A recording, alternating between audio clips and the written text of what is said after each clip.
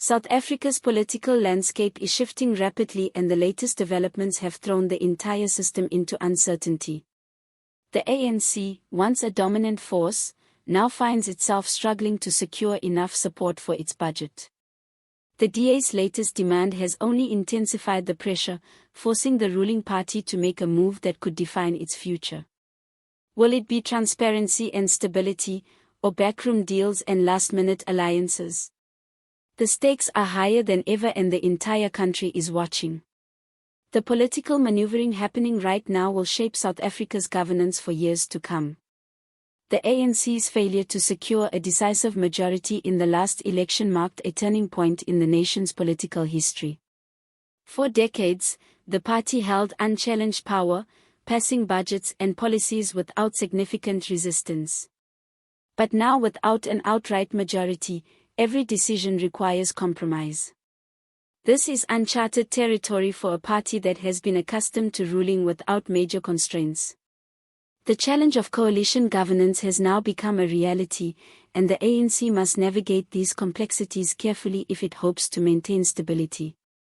The budget vote is a critical moment that will test the ANC's ability to manage these new political dynamics. If the ruling party fails to secure enough parliamentary support, the consequences could be severe. Without an approved budget, government operations could face disruptions.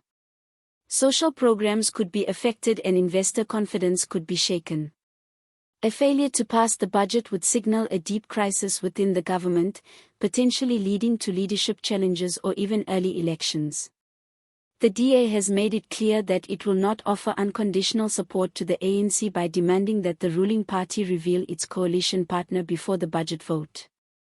The DA is taking a firm stand on transparency. This move forces the ANC to clarify its political alliances, preventing last-minute deals that could shift the balance of power.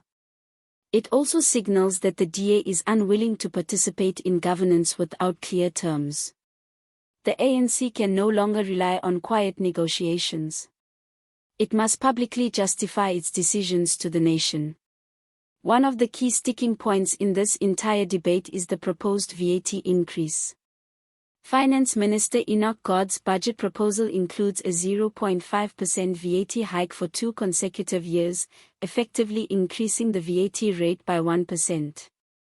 This has sparked widespread opposition, particularly from parties that prioritize economic justice.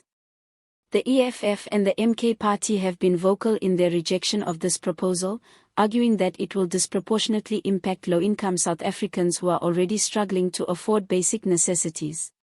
Action SA has also made its opposition clear. The party recently announced that it would not support the budget due to the proposed tax increase. This adds another layer of complexity to the ANC's negotiations. Without the support of key opposition parties, the ANC risks losing the budget vote, which could lead to significant political fallout. Even if some smaller parties eventually change their stance, the overall resistance to the VAT increase remains a major hurdle. The ANC, on the other hand, argues that the VAT hike is necessary for fiscal sustainability. South Africa's economy has faced serious challenges in recent years, including high unemployment, slow growth, and rising public debt.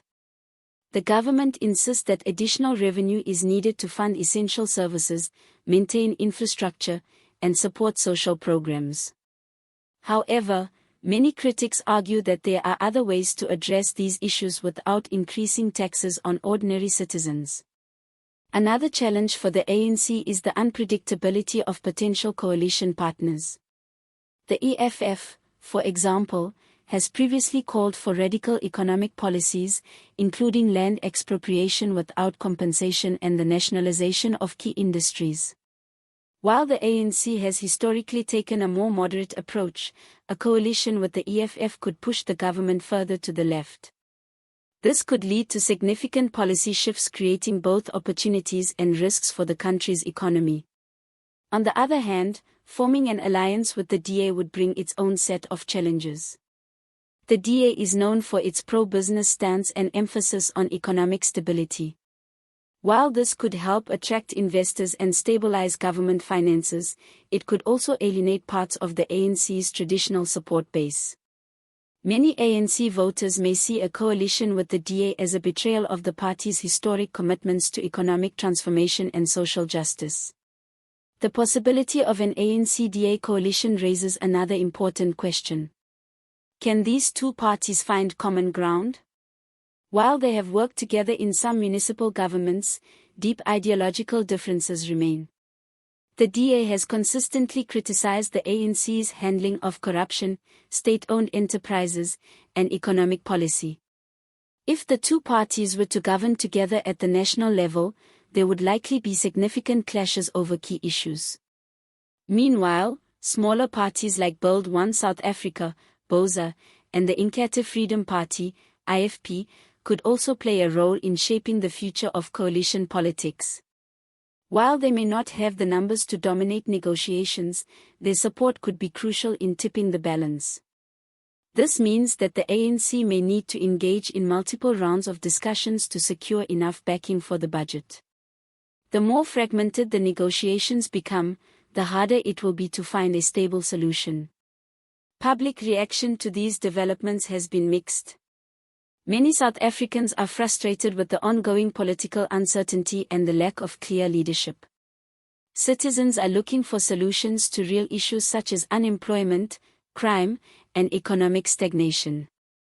For many, the budget vote is not just a political exercise.